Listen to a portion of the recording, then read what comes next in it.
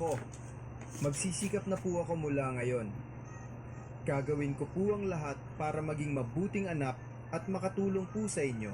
Nagsisi si Juan sa kanyang ginawa at nangakong babawi. Habang inaayos niya ang mga sira ng kanilang bahay, naalala niya ang mga pagkakamali at ang kabiguang dulot ng kanyang katamaran. Buong puso niyang ipinangako sa sarili na susubukan niyang itama ang lahat at maging mas responsable. Sayang talaga ang mga palayok. Susubukan ko po na bumawi, Nay. Pangako, hindi ko na po uulitin ang pagkakamali ko. Habang abala si Juan sa pagpapakain ng mga manok, nilapitan siya ng kanyang ina at muling pinaalalahanan tungkol sa halaga ng pagsisikap. Mahinahon at puno ng pagmamahal ang kanyang tinig habang nagbibigay ng payo. Nais niyang matutunan ni Juan na ang bawat tagumpay ay bunga ng tiyaga at pagpupunyagi. Ang tagumpay ay bunga ng tiyaga, anak. Huwag kang susuko kahit mahirap. Lagi mong tandaan, ang sipag at tiyaga ay susi sa magandang kinabukasan. Nangako si Juan na magbabago na siya at magiging masipag. Buong puso niyang ipinahayag ang kanyang hangaring itama ang mga pagkakamali ng nakaraan.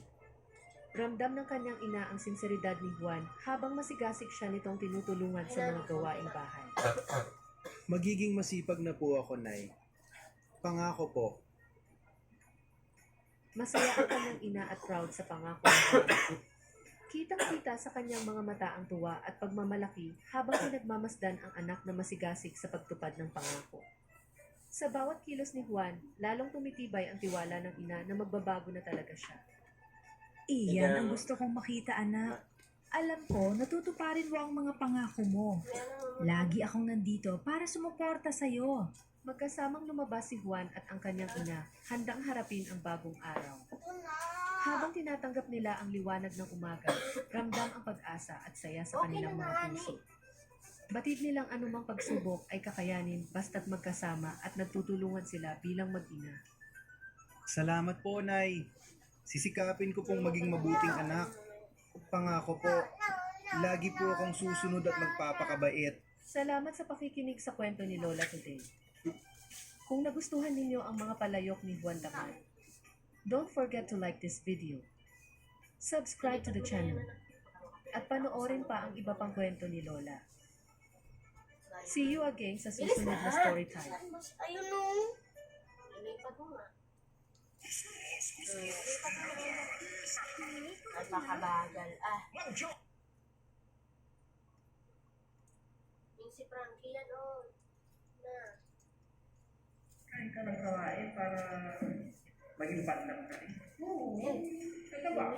Ibig sabihin, hindi ka rin kumain ng malunggay, tagapangasinan.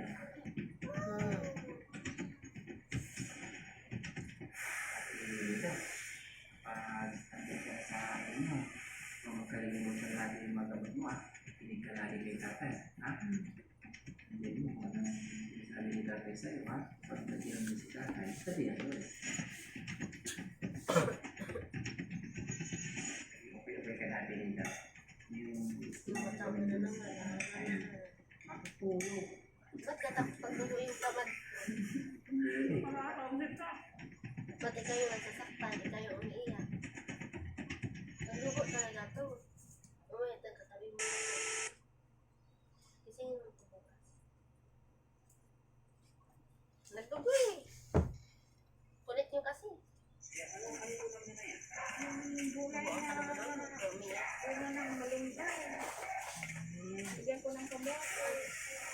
Naka-ready na? Sa babae, magandang gabi. Maganda natin ang gulay ngayon sila tatay ni Ate Nida. Malunggay mga kabahay, matutag para kay Ate Nida kasama ang kanyang tatay. Kainin mo. Tawag natin. Ate Nida, good evening. Sarap yan.